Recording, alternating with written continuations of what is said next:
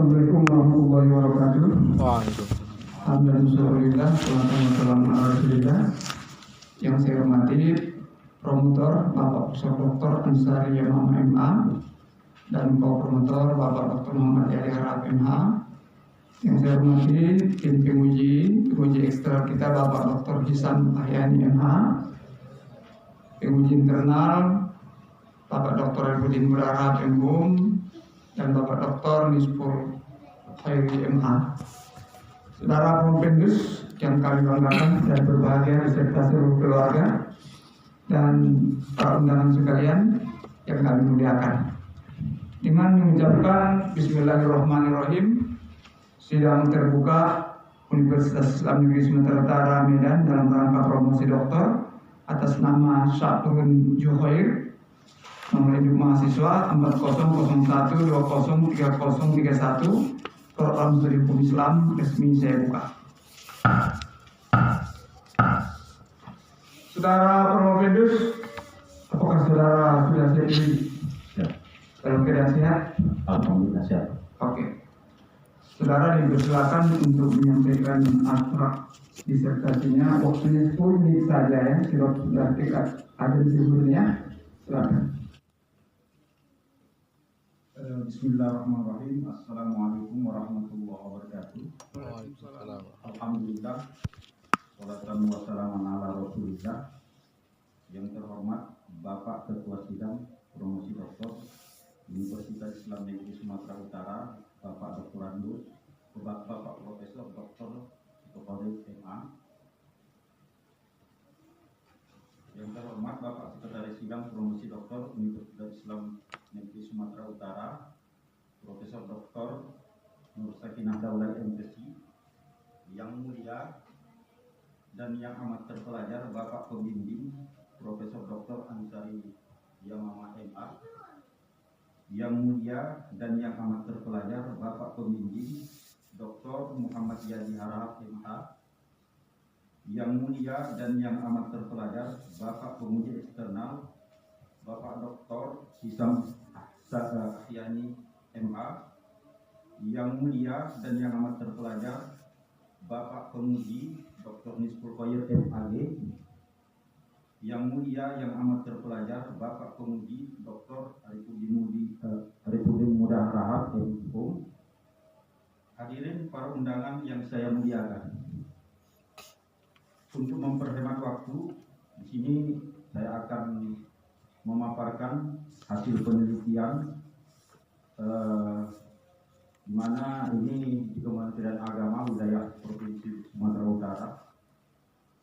Profesi manusia yang berkembang dan dapat menghasilkan kekayaan, oleh karena itu cakupan harta yang wajib dijakati harus diperluas pada beberapa bentuk kekayaan yang tidak dikenal pada masa permulaan Islam. Profesi tersebut antara lain dokter, notaris, bankir, pengajar, pegawai, psikolog, dan lain sebagainya. Asal muasal zakat dalam Al-Quran dan hadis Rasulullah SAW ini tidak terdapat secara eksplisit, akan tetapi ini merupakan persoalan-persoalan yang dianggap kontemporer.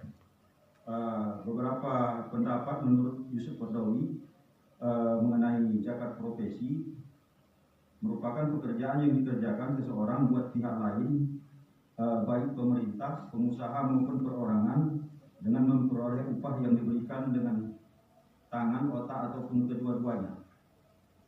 Penghasilan dari pekerjaan seperti itu berupa gaji, upah, ataupun honorium. Adapun dasar hukum dalam rangka optimalisasi pengelolaan dana zakat, maka dikeluarkan Undang-Undang Nomor 23 Tahun 2011 tentang pengelolaan zakat, yang dilengkapi dengan Peraturan Pemerintah Nomor 14 Tahun 2014 tentang pelaksanaan Undang-Undang Nomor 23 Tahun 2011. Zakat tidak hanya sekedar diwajibkan untuk ditunaikan, tetapi harus dengan pengelolaan yang baik dan distribusi yang secara merata hingga sampai ke tangan yang berhak mendapatkan zakat tersebut.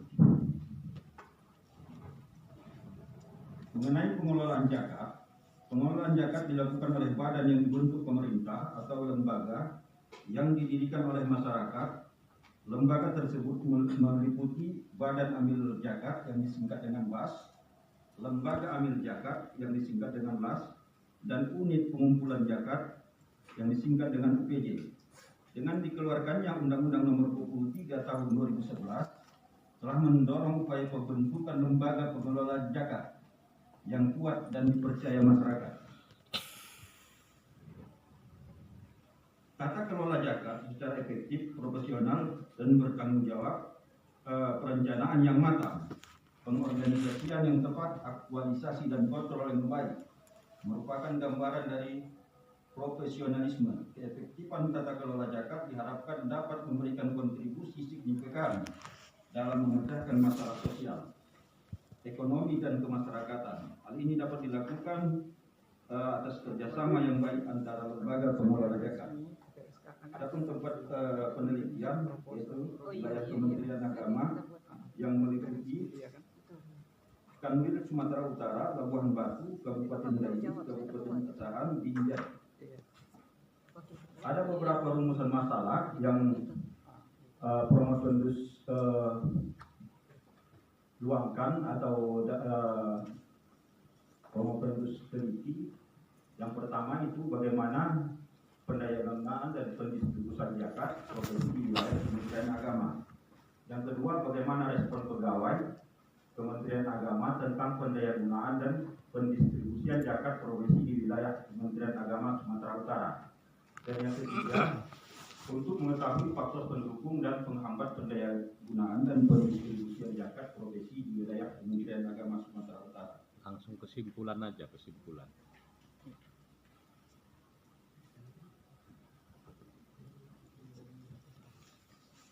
Untuk menjawab daripada rumusan masalah itu,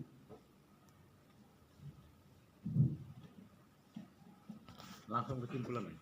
Novelty-nya langsung atau novelty. baik, adapun saran daripada penelitian ini, yang pertama bidang pengumpulan, di mana Bupati dan Kementerian Agama membuat perda atau regulasi tentang optimalisasi pengumpulan zakat profesi bagi seluruh ASN Kabupaten dan Kementerian Agama, melakukan kolaborisasi dengan institusi dan lembaga perusahaan dan institusi dalam bidang distribusi, dalam pendayagunaan dan pendistribusian, menyediakan beasiswa bagi siswa berprestasi yang kurang mampu agar mereka bisa melanjutkan pendidikan ke jenjang yang lebih tinggi lagi.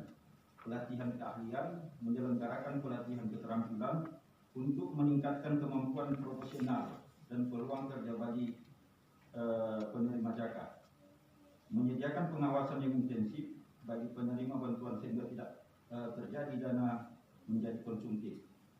Adapun bidang pengawasan, kolaborisasi dengan lembaga pendidikan dan kesehatan, bekerjasama dengan lembaga pendidikan dan kesehatan untuk memaksimalkan manfaat zakat dalam sektor-sektor ini. Melibatkan komunitas lokal dalam program pemberdayaan, memastikan program tersebut sesuai dengan kebutuhan dan kondisi setempat. Mungkin demikian yang dapat perlu sampaikan. Terima kasih. Ini kembalikan kepada pimpinan.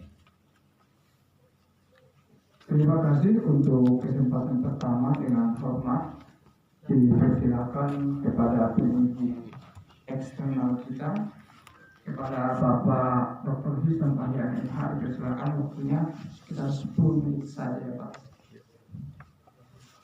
Baik, terima kasih atas waktu yang diberikan. Para yang terhormat Ketua Sidang Promosi Dr. Hukum Islam, Profesor Dr. Syukur Khalid MH, para yang terhormat Sekretaris Sidang Profesor Dr. Nur Sakinah Daulay MPSI, para yang terhormat dan anak terpelajar promotor Profesor Dr. Ansori Yamama MH dan Dr. Muhammad Yani Harahap MH. Selanjutnya yang amat terpelajar penguji internal Profesor Dr. Arifudin Muda MHum dan Profesor Dr. Nisbul Khair MH. Pertama-tama selamat kepada Pak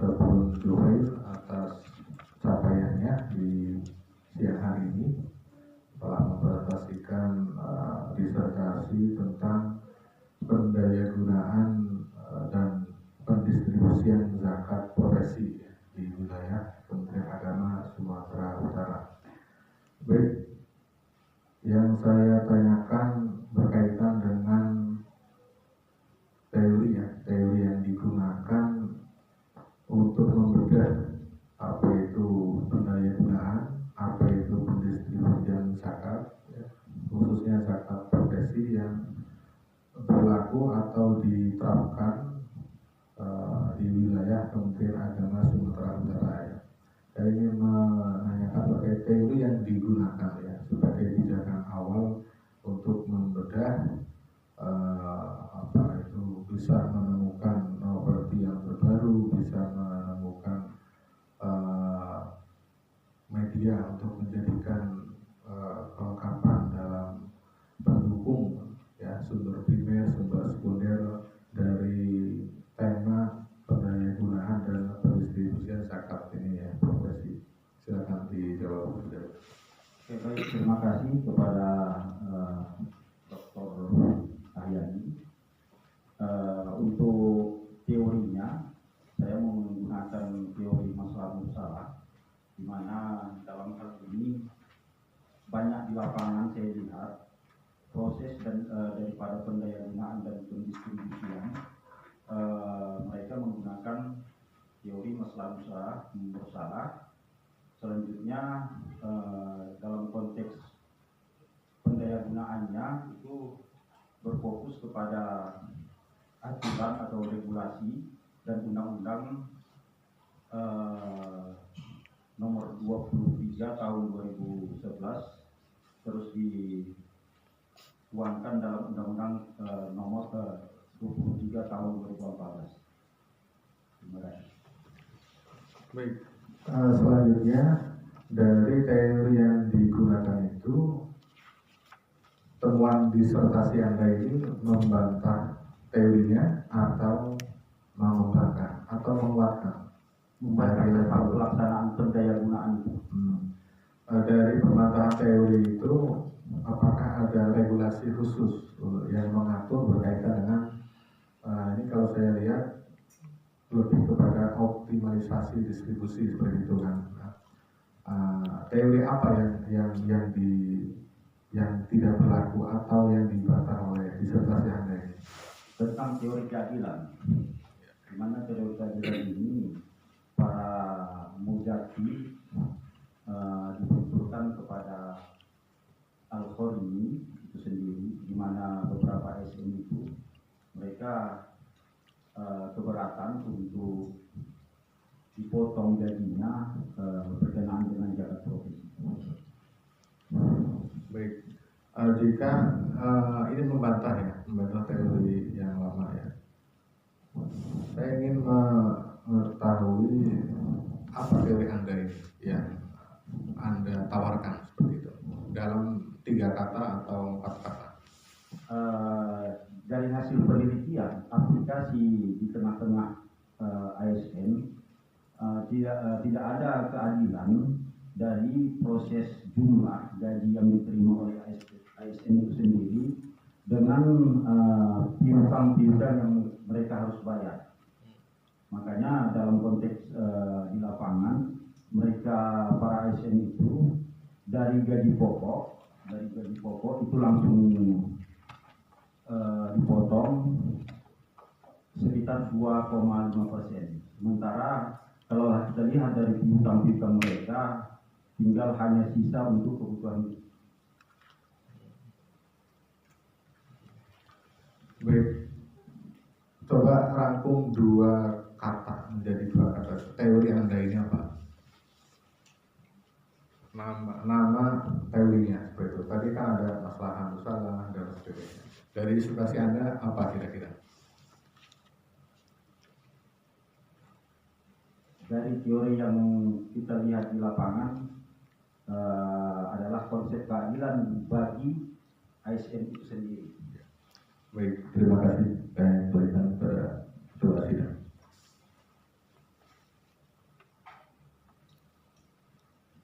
Terima kasih banyak kita ucapkan kepada penguji eksternal kita, Bapak Dr. Hisam Ahyani MH, yang telah melakukan pengujiannya, saudara-saudara Prompendus.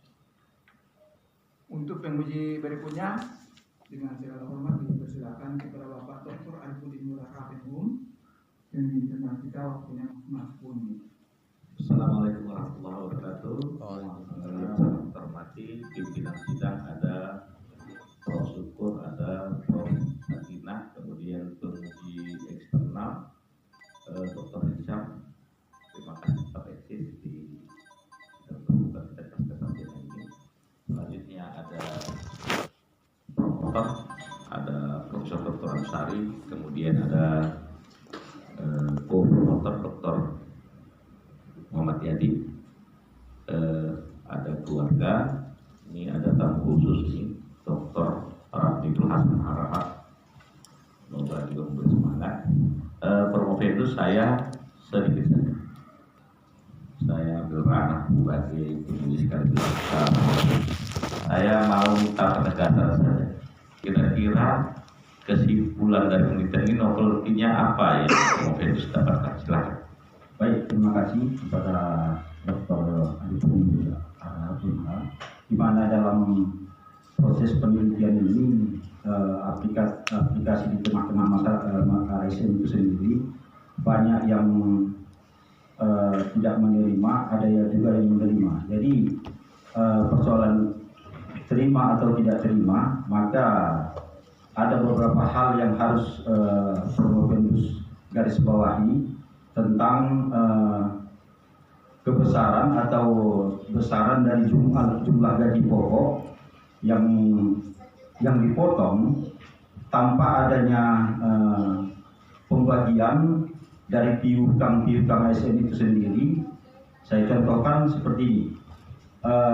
Digaji 6 juta, potong keseluruhan dari jumlah semua utang piutang tinggal 1.700.000. 1.700.000 ini tawaran yang efektif saya pikir untuk dikeluarkan zakatnya. Akan tetapi di pihak ASN itu sendiri mungkin ada berbagai masukan dari kalau kita lihat dari UIN sendiri dan beberapa instansi kementerian, mereka mendapat tunjangan lain. Akan tetapi di tengah-tengah ASN itu sendiri, gaji pokok itu langsung dipotong. Akan tetapi lebih baik setelah utang piutang itu dikeluarkan, jumlah sisa daripada gaji pokok itu yang harus dikeluarkan zakat profesinya. Saya kembalikan. Oke, Promovendus, kalau namanya novelty berarti hal yang baru yang ditemukan. Jangan panjang kali. Artinya kalau yang Promovendus menentukan atau menoveltykan bahwa pemotongan gaji untuk zakat itu harus hasil bersih setelah potongan semua, itu novelty-nya. Dan harapannya nanti hasil dari novelty ini untuk direkomendasikan, termasuk saya rasa rekomendasi itu bisa diberikan secara tertulis dengan pelampiran disertasi, diberikan ke kampus atau Kementerian Agama Sumatera Utara, di Kanwil misalnya. Silakan saja, agar orang tahu bahwa hari ini insya Allah ada dokter baru, Dr. Islam Sobur Jokowi yang telah meneliti masalah ini, ya, disosialisasikan, dan itu termasuk mensosialisasikan Promovendus dan mempromosikan pasca sarjana. Jadi hasil penelitian memberi manfaat. Silakan nanti disurati pihak-pihak UI misalnya, Kementerian Kanwil Kemenag, lampirkan disertasinya nanti bagaimana mendudukannya. Mungkin kita bisa satu waktu lagi duduk bersama dengan promotor dan diskusi ulang, karena kan bisa dibahas bersama. Mungkin itu saja pimpinan kami balikan. Assalamualaikum warahmatullahi wabarakatuh. Waalaikumsalam warahmatullahi wabarakatuh. Terima kasih banyak dikatakan kepada Bapak Dr. Arifudin Murah, MH, selaku penguji internal kita dari UIN Sumatera Utara. Kita lanjutkan lagi, saudara Promovendus. Masih kuat ya? Masih kuat, Prof. Ya. Berikutnya dengan hormat kita persilakan kepada co-promotor dulu ya.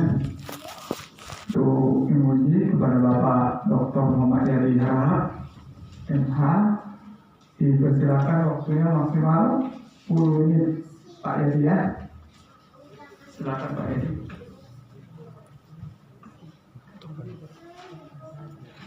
Baik, terima kasih kepada Ketua Sidang dan Sekretaris Sidang tim promotor dan kemudian eksternal dan internal. Berbahagia Sobhul Khair, penyalahgunaan dan pendistribusian zakat profesi di wilayah Kementerian Agama Sumatera Utara.